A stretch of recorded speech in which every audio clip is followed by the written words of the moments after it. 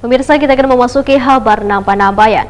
Pemerintah Kota Banjarmasin merencanakan merehabilitasi 8 bangunan pasar tradisional pada 2024 mendatang. Perbaikan sejumlah pasar tradisional di Banjarmasin akan masuk dalam skala prioritas. Salah satunya Pasar Harum Manis Banjarmasin Tegah yang usia bangunannya hampir puluhan tahun hingga beresiko terjadinya ambruk, sehingga perlu dilakukan perbaikan. Pemerintah Kota Banjarmasin merencanakan merehabilitasi 8 bangunan pasar tradisional pada 2024 mendatang. 8 bangunan yang akan diperbaiki tersebut dikarenakan umurnya sudah puluhan tahun.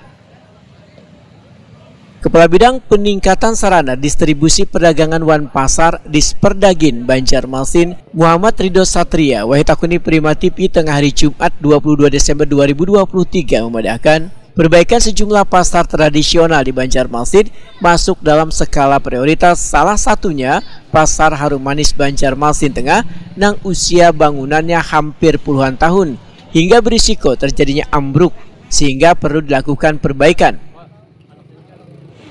Untuk tahun 2024 insya Allah ada 8 pasar termasuk Pasar Harum Manis untuk dilakukan pemeliharaan.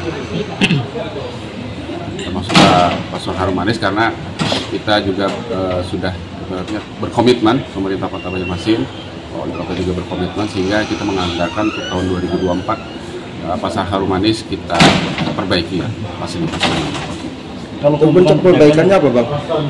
Untuk perbaikannya kita lihat dengan kondisi prioritas lah, karena mungkin kondisi bangunan sudah 40 tahun usia bangunannya itu, jadi kita yang lebih prioritas.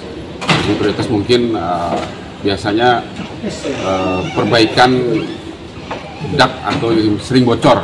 Nah, itu yang kita optimalkan. Mungkin juga ada pengecatan di bangunan tersebut. Muhammad Ridho Satria menyatakan Pasar Harum Manis yang akan direvitalisasi pengelolaannya telah diambil alih pemerintah Kota Banjarmasin karena berakhirnya sertifikat hak guna bangunan pada Juni 2022 lalu.